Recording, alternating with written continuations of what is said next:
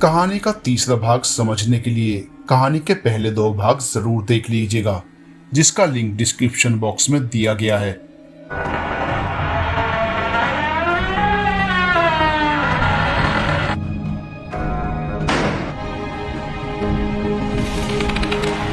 Kitchen किधर है? दीवा ने इधर उधर नजरें घुमाई तो दिग्विजय ने उंगली के इशारे से बता दिया, माँ, भैया, माँ, जल्दी आओ। किचन में से दीवा के चिल्लाने की आवाज आई। उसके चीखने की आवाज सुनकर दिग्विजय उठकर एक पल की भी देरी किए बगैर किचन की ओर भागा। पता नहीं कैसे, पर अपनी प्यारी बहन की घबराई हुई आवाज सुनकर उसके शरीर में गजब की फुर्ती आ गई थी। माँ भी उसके पीछे पीछे भागी। दोनों अभी रसोई तक पहुंचे भी नहीं थे कि भागती हुई दीवा आकर उनसे टकरा गई। उसके चेहरे का रंग डर के मारे सफेद पड़ चुका था और वो कुछ कहना चाह रही थी, लेकिन मुंह से शब्द ही नहीं निकल रहे थे। वो बस अपनी उंगली दिखाकर तेज तेज सांसें लेते हुए किचन की दिशा में इशारा कर रही थी। क्या हुआ? कौन है वहाँ? माँ भी दीवा की हालत देखकर घबरा गई थी। दिग्विजय को भी कुछ समझ में नहीं आ रहा था।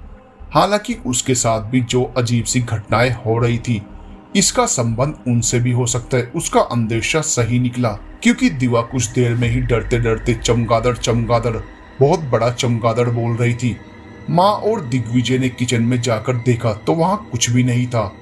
दीवा अभी भी बहुत घबराई हुई थी, कुछ भी स्पष्ट रूप से नहीं बता पा रही थी। थोड़ी देर बाद जब उसकी जान में जान आई तब उसने बताया कि माँ, भैया, किचन में बहुत बड़ा चमगादड़ था। वो कुछ ज्यादा ही बड़ा था। जैसे ही मैं किचन में पहुंची और मैंने खिड़की खोली, उसने पता नहीं कहां से आकर मुझ पर आक्रमण कर दिया।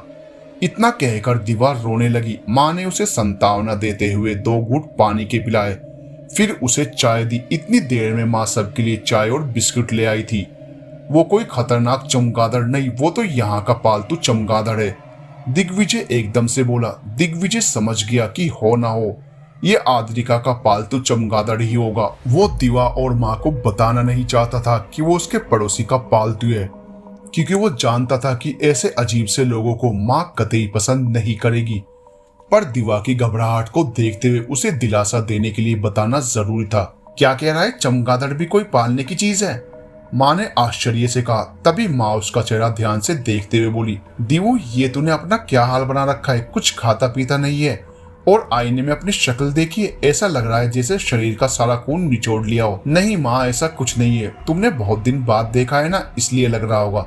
ओ मेरे लेखक दास, कैसा है तू? तभी रुद्र ने अपने हमेशा के अंदाज में बोलते हुए प्रवेश किया। अरे यार, तू तो एकदम उजड़ा हुआ चमन हो रहा है।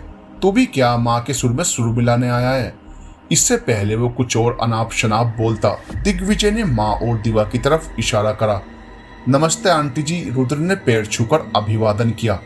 नमस्ते बेटा। रुद्र से अभी तक माँ ने फोन पर ही बात की थी, आज मिलना पहली बार हुआ था। रुद्र की नजर दीवा पर पड़ी, जो अभी भी डरी सहमी सी थी। ये दीवा है, मेरी छोटी बहन।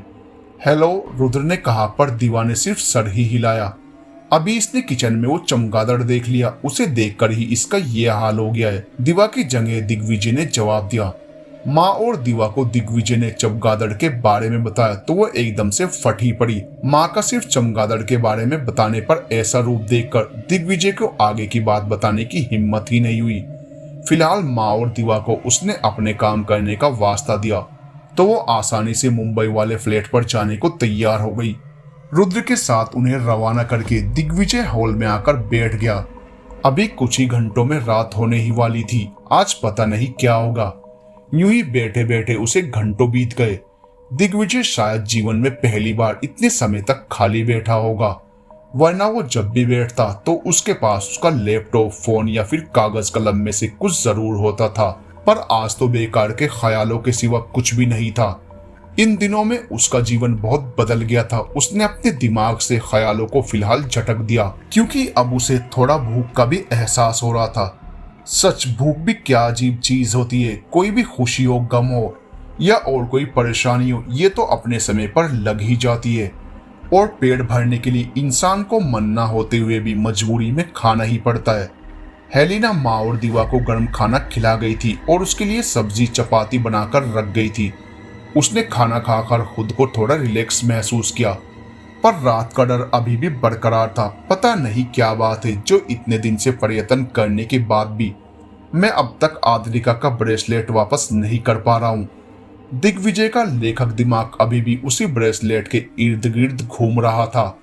कल से अपनी स्टोरी पर काम करना शुरू करूंगा। इसी काम के लिए मैंने ये बंगला लिया था, पर पता नहीं यहाँ आकर मैं किन बातों में उलझ रहा हूँ। दिग्विजय ने सोचते हुए अपने संघर्ष से सफलता तक के दिनों का आकलन करने लगा। जैसा उसने इन दिनों में महसूस किया था, ऐसा अनुभव उसे कभी भी नहीं हुआ था। सोच विचार के घेरे में घूमते हुए दिग्विजय अंदर बेडरूम में जाने के लिए उठा। तभी उसे अपने गले पर लगी उस चोट का ध्यान आया। अभी भी उसमें चुभन का एहसास था। उसका हाथ अनायास ही पीछे गर्दन पर पहुंच गया।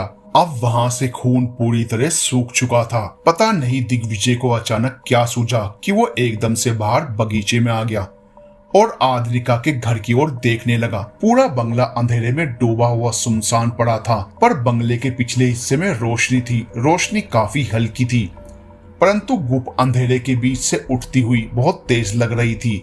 उसने सोचा कि लग रहा है ये लोग अभी भी जाग रहे हैं, और वो पति पत्नी और आद्रिका का आपस में क्या संबंध है ये तो अभी पता ही नहीं लगा। जब मैं आद्रिका के वहां गया था तब भी मुझे वो दोनों कहीं दिखाई नहीं दिए थे।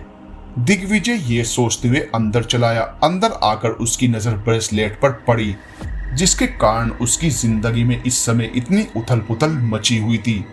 माँ और दिवा को अपने पास बुलाने का वो कब से प्रयत्न कर रहा था, और जब वो दोनों यहाँ आई तो हालात ऐसे हैं कि उन्हें अपने साथ नहीं रख पा रहा है।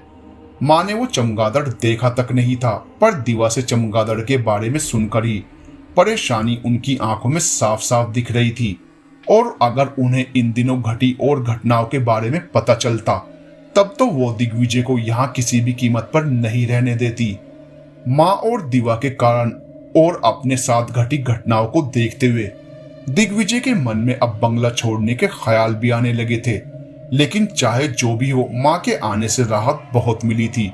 माँ ने उसे एक पूजा का धागा भी तो दिया था, वो पता नहीं कैसे उसके हाथ से खुलकर गिर गया था, जो उसने यूं ही जेब में ठूस लिया था। उसने जेब में हाथ डालकर वो धागा निकाला और वापस अपने हाथ में बांध लिया। मन और शरीर को अजीब सी शांति प्राप्त हुई। जब दिग्विजय मेन गेट बंद करने गया तब भी उसने आद्रिका के बंगले को देखा तो वहां धीमी रोशनी जल रही थी, और ध्यान से देखने पर वहां उसे खिड़की के शीशे में से साए भी दिखे। उसकी उत्सुकता बढ़ गई और उसने मन में ठान लिया कि वो वहां जाकर आज देख कर ही रहेगा कि आखिर ये सारा माजरा क्या है। दिग्विजय चलता हुआ आद्रिका के बंगले का मेन गेट खोलकर अंदर पहुंच गया। बंगले के सब खिड़की दरवाजे अंदर से बंद थे। वो रोशनी वाले हिस्से पर जाकर रुक गया। बाहर से वो साए अभी भी दिख रहे थे, पर वो इधर उधर घूमकर ऐसा खिड़की दरवाजा खोज रहा था जहां से वो स्पष्ट रूप से अंदर की स्थिति देख सके। उसकी किस्मत अच्छी थी कि उसे एक छोटा सा रोशनदान दिखा जिसके अंदर जाली लगी हुई थी, परंतु दरवाजा नहीं था और वो ज्यादा ऊंचा भी नहीं था। उसने वही बगीचे से एक बाल्टी ली और उसे उल्टा कर उस पर खड़ा हो गया। अब वो आसानी से रोशनदान के अंदर झांक पा रहा था, और रोशनदान से अंदर उसने जो दृश्य देखा उसे देखकर वो बेहोश होते होते बचा। बड़ी मुश्किल से वो खुद को संभाल पाया। अंदर का दृश्य देखते ही दिग्विजय का तो हार्ट फेल होते होते बचा। अंदर आद्रिका और वो अजीब सा दिखने वाला आदमी था। दोनों जमीन पर पैर फैलाकर बैठे थे। दोनों के बीच में एक मासूम सा हिरन पड़ा था जो हल्का हल्का सा हिल रहा था। शायद अभी उसमें थोड़ी जान बाकी थी। आद्रिका और उस आदमी के सर पर छोटे छोटे से सींग थे। दोनों काले कपड़ों में बैठे बारी बारी से हिरन का खून पी रहे थे। दोनों के होंठ और मुंह पूरी तरह खून से सने हुए थे। दिग्विजय को उबकाई आने लगी, पर तभी उसने खुद को कंट्रोल किया और ध्यान लगाकर सुनने लगा, क्योंकि वो दोनों आपस में कुछ बातें भी कर रहे थे। कितने दिन बाद आदम जात का खून पीने को मिला था, पर पता नहीं आज क्या हो गया है कि उसने ब्रेसलेट को छुआ तक नहीं। अब लग रहा है इन्हीं जंगली जानवरों से काम चलाना पड़ेगा। उस भद्दे आदमी के सर पर लगे सींग उसे और भी भद्दा बना रहे थे, और उस पर वो ऐसी भद्दी बात भी कह रहा था। सही बात है रोनो, अब इस खून में वो स्वाद कहाँ जब इंसानी खून मुंह को लग जाता है। तो ये जानवर का खून बेस्वाद ही लगता है। आद्रिका भी कुछ कम नहीं थी। दिग्विजय हैरानी से सुन रहा था। रोनो नाम सुनकर वो और हैरान हो गया। यानी कि ये वो चमगादड़ है जिसके पीछे पीछे आद्रिका हमारे घर आई थी। अरे तभी तो आज मैं उस लड़की को किचन में देख खुद को रोक नहीं पाया, और खिड़की भी खुली थी, बस मैंने उस पर झपट्टा मार दिया। लड़कियों का खून तो मुझे और भी स्वादिष्ट लगता है। वो रोनो चमगादड़ जो इस समय इंसानी भेष में था, अपने होंठों पर जीभ फिराता हुआ बोला, मैंने तुम्हें सही समय पर बुला लिया, नहीं तो आज हमारा भांडा फूट ही जाता। ऐसे ही उस दिन तुम उन दोनों लड़कों को देखकर आउट ऑफ कंट्रोल हो गए थे। खुद पर काबू रखना सीखो। आद्रिका डांटने के लहजे में बोली। अरे यार कैसे काबू रखूं, अब मुझसे नहीं हो पा रहा है। इस खून से मेरी प्यास नहीं बुझती है। रोनो की बेसब्री देखने लायक थी। तुम तो उस लेखक को लड़ाई झगड़ा करके परेशान कर रहे थे जिससे वो यहाँ से भाग जाए, और अब दुनिया भर की बातें बना रहे हो। आद्रिका ने उस हिरन का खून मजे से चट करते हुए कहा, वो तो मैं इसलिए कह रहा था क्योंकि मुझे डर था कि कहीं इतनी पास रहकर वो हमारा राज न जान जाए। लेखक वैसे भी खुराफाती दिमाग के होते हैं। रोनो ने असलियत बताई। ओ, जिन पति पत्नी का लड़ाई झगड़ा देखकर मैं परेशान था, वो भी ये दोनों ही नाटक कर रहे थे। दिग्विजय को अब सारा माजरा समझ में आने लगा था। भाई जब वो तुम्हारे उस ब्रेसलेट की मंत्रमुग्ध करने वाली शक्ति से बांधकर यहाँ आया और मैंने उसका खून पहली बार चखा, तो तब से तो उसे छोड़ना नामुमकिन ही हो गया था। और तुम भी कोई दूध की धुली नहीं हो। तुमने भी तो उस दिन उसे सियार का खून घर पर बना शरबत कहकर पिलाया था, और उसमें नशे की गोली भी डाली थी। ना जाने कैसे उस इंसान ने वो खून गटका होगा। और ये कहते कहते वो भयंकर रोनो हो कर हंसने लगा, और बाहर उनकी बातें सुन रहा दिग्विजय अब बहुत कोशिश के बाद भी अपनी उल्टी नहीं रोक पाया। हे भगवान, ये सब मैं क्या देख रहा हूँ? वैम्पायर वास्तविकता है? मैं तो अब तक इन्हें किस्से कहानियों की ही बात समझता रहा। दिग्विजय को अपनी आंखों पर भी यकीन करना मुश्किल हो रहा था।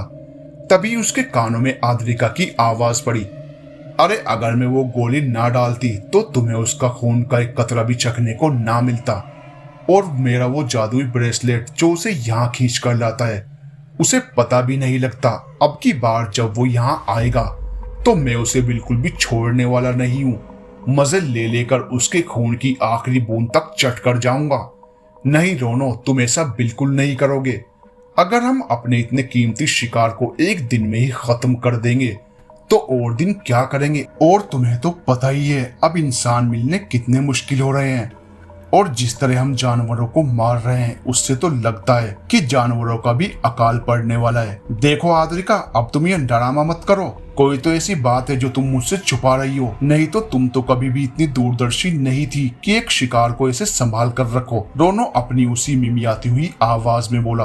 रोनो, आद्रिका ने कहा तो दिग्विजय के कान और ज्यादा खड़े हो गए। आद्रिका आगे बोली, जब ब्रेसलेट उसके हाथों में होता है उस समय मैं अपनी मानसिक तरंगों द्वारा उसके दिमाग को पढ़ती हूँ। तभी उसकी भावनाओं और उसके दिल की बहुत सी बातों को भी मैंने रीड किया है। वो दिल ही दिल में मुझसे प्यार कर बैठा है और वो मुझे बहुत ज्यादा चाहने लगा है, लेकिन वो उस चाहत से खुद भी अनजान है, क्योंकि मैंने उसके दिलो दिमाग को अपनी शक्तियों द्वारा गहराई तक पढ़ा है। इसलिए उसके बारे में मैं उससे ज्यादा जानती हूँ। तुम भी कहाँ इन इंसानों के चक्कर में पड़ गई?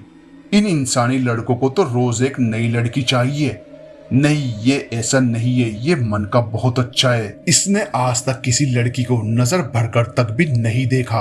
आद्रिका के मन में कहीं न कहीं दिग्विजय के लिए भावनाएं जन्म ले चुकी थी।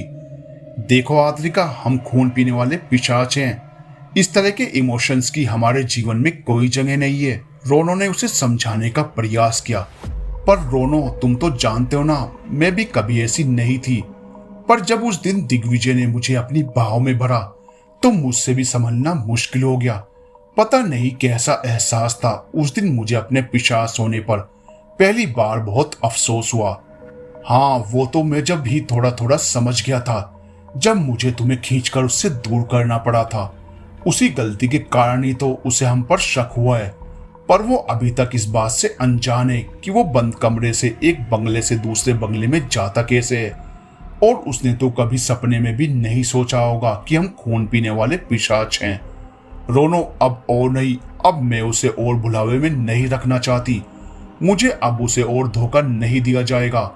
और आज तो पता नहीं क्यों मैं उससे मानसिक संपर्क भी नहीं कर पा रही हूँ। आद्रिका की बेचैनी बढ़ती जा रही थी।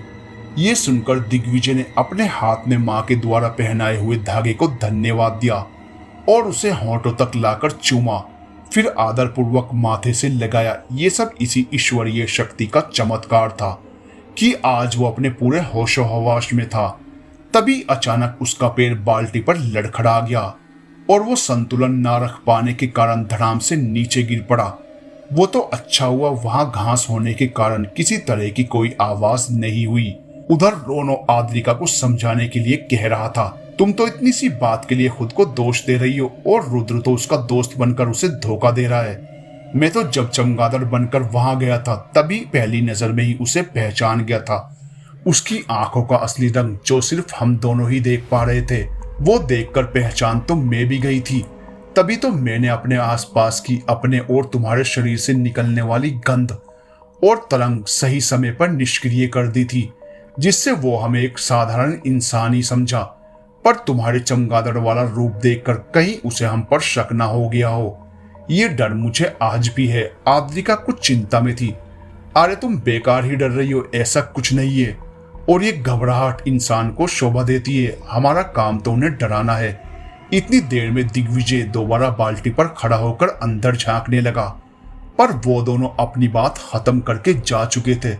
अब वहां कोई नहीं था। रुद्र वाली बात इत्तेफाक से दिग्विजय बिल्कुल नहीं सुन पाया।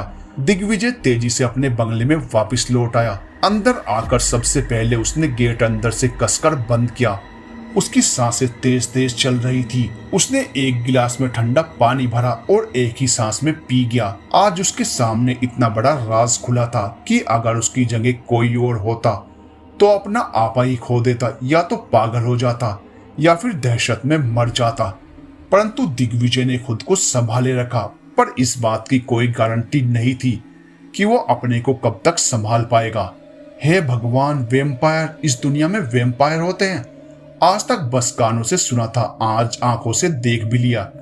आद्रिका भी वेम्पायर है। अब क्या होगा? मैं ये बंगला ही छोड़ दूंगा, चाहे कुछ भी हो जाए। मुझे खुद को आद्रिका की तरफ बढ़ने से रोकना ही होगा। दिग्विजय अपने मन में खुद को उन पिशाचों से दूर करने के उपाय सोच रहा था, परंतु आद्रिका उससे खुद को दूर कैसे रख पाएगा? आद्रिका एक वेम्पायर थी, ये एक भयानक सच था जिसे कोई नहीं बदल सकता था। पर यह प्यार भी कम वक्त कुछ नहीं देखता। ये सोचते हुए उसने कसकर एक मुक्का दीवार पर मारा। उधर आद्रिका भी अपने बिस्तर पर लेटी थी, पर नींद उसकी आंखों से कोसों दूर थी।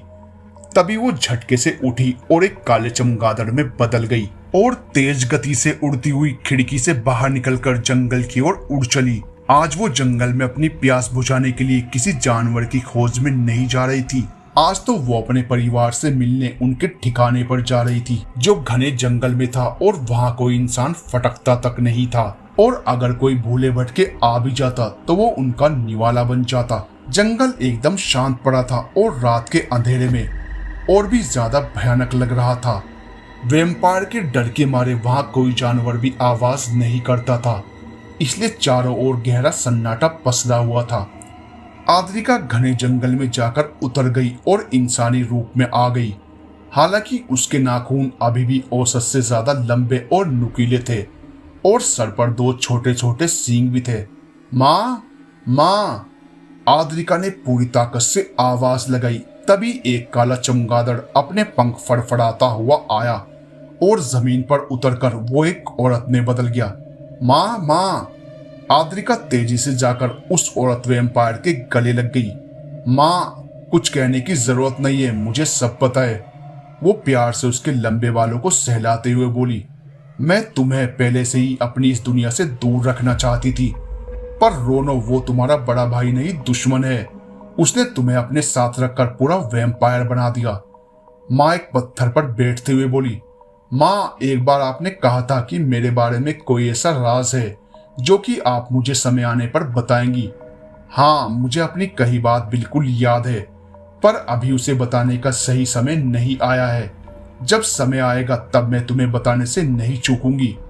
पर माँ, पता नहीं क्यों आज मेरा मन बहुत विचलित है। एक पल का भी चैन नहीं पड़ रहा था, तभी तो मैं यहाँ आपके पास आई हूँ। आद्रिका माँ की गोद में सर को रखते हुए बोली, बेटा ये प्यार चीज ही ऐसी होती है, इसके बाद खुद पर कोई काबू नहीं रहता। तुम दिग्विजय को अनजान कह रही थी, बल्कि तुम तो खुद भी इस बात से अनजान हो कि तुम पूरी तरह दिग्विजय के प्यार में पड़ चुकी हो। तुम अपने बढ़ते कदमों को अभी भी रोक लो, नहीं तो अनर्थ के सिवा कुछ नहीं होगा। एक इंसान और वैम्पायर का प्यार संभव नहीं है, संभव नहीं है। कहते कहते माँ की आंखों में आंसू आ गए। माँ, इंसान और वैम्पायर में कुछ भी एक सन नहीं है, पर एक बात है जो इंसान, वैम्पायर और जानवरों, यहाँ तक कि पूरी सृष्टि में समान होती है, और वो है माँ का प्यार। आद्रिका माँ के गले लगते हुए बोली। उधर दिग्विजय को भी आद्रिका के ख्यालों ने परेशान कर रखा था। जब से उसे पता लगा कि आद्रिका एक वैम्पायर है, तब से उसका ख्याल उसके दिल से जा ही नहीं रहा था।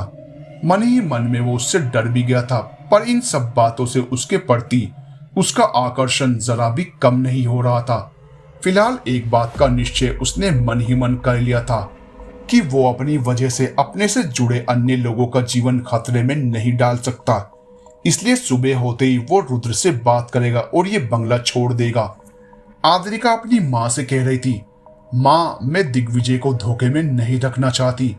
उसे अभी पता नहीं है कि मैं वैम्पायर हूँ, इसलिए वो मुझे मन ही मन चाहने लगा है, पर जब उसे पता लगेगा कि मैं वैम्पायर हूँ तो उसका क्या हाल होगा। मैं अब उससे खुद को दूर ही रखूंगी। वैसे भी हम सूरज की रोशनी में बाहर नहीं निकलते, इसीलिए मैं अक्सर बंगले में खिड़की के कांच से ही उसे देखती हूँ, और वैसे भी हमारा साथ में कोई भविष्य नहीं है। आद्रिका मेरी बच्ची, तू नहीं जानती कि कल रात दिग्विजय तुम्हारा ये राज जान गया है, और तो और वो भी खुद को तुझसे प्यार करने से नहीं रोक पा रहा है। माँ ने रोते हुए, क्या माँ, ऐसा कैसे हो सकता है? मुझे कैसे नहीं पता लगा?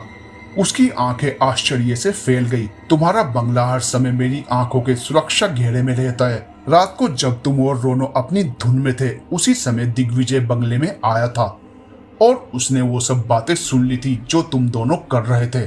उसकी माँ के दिए लॉकेट के कारण तुम्हारी मानसिक तरंगे तो उसका पता नहीं लगा पाई, पर मैं बंगले से बाहर थी और बंगले पर नजर रखे हुए थी, इसलिए मैंने उसे देख लिया था। ये तो बहुत गलत हुआ, ऐसा नहीं होना चाहिए था। आद्रिका बहुत परेशान हो गई। हाँ, और एक बात, जब हम वैम्पायर किसी इंसान का खून पीते हैं और इसी क्रिया को जिन भावनाओं के साथ बार बार दोहराते हैं, हमारी वही भावनाएं उसकी भावनाओं के साथ मिल जाती हैं। दिग्विजय तुम्हें पहली नजर में ही प्यार करने लगा था, और तुमने जितनी बार उसका खून पिया उतना ही ज्यादा वो तुम्हें और चाहने लगा, और तुम्हारा प्यार भी उसके लिए बढ़ता ही गया। इसलिए तुम उसे जान से मारने की हिम्मत नहीं कर पाई। ऐसा अक्सर हम वैम्पायर के साथ हो जाता है, और इस रोनों के कारण ही तुम्हारे मुंह इंसानी खून भी लग गया। माँ, तुम परेशान मत हो, हम उस इंसानी दुनिया से यहाँ अपने ठिकाने पर वापिस आ जाएंगे, जिससे हमारी और उनकी दुनिया अलग ही रहे। पर हाँ माँ, मैं आने से पहले दिग्विजय को रुद्र के बारे में जरूर सचेत करूंगी। वो उसे कभी भी नुकसान पहुंचा सकता है। आद्रिका रुद्र के असली रूप के बारे में दिग्विजय को बताना चाहती थी, क्योंकि वो नहीं चाहती थी कि दिग्विजय कभी किसी खतरे में पड़े। लेकिन बेटा, दिग्विजय खुद समझदार है, और फिर इतने सालों से दोनों साथ हैं, अब तक तो ऐसा कुछ भी नहीं हुआ जो चिंताजनक हो। माँ, तुम ऐसी बातें कैसे कर सकती हो?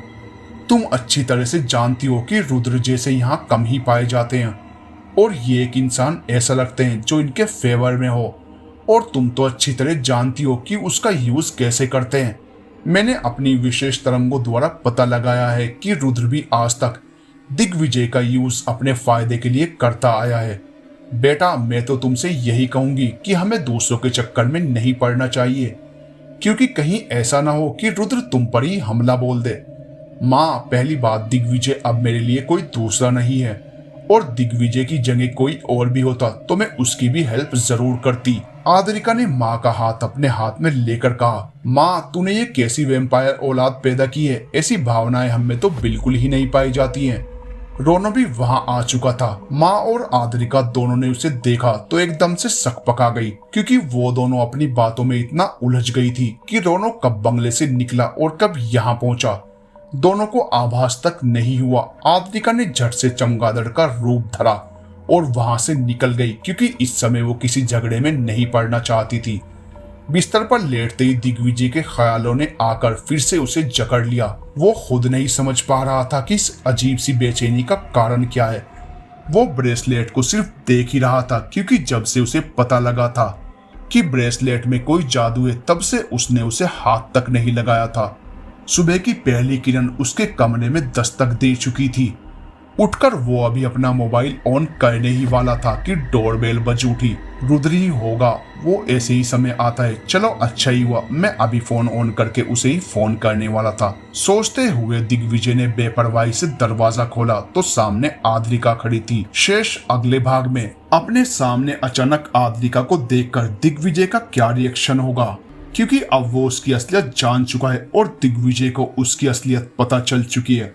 आद्रिका भी जान चुकी है। अगला भाग काफी मजेदार होने वाला है, तो हमारे साथ बने रहिएगा दोस्तों। मुझे तेरी जरूरत है में।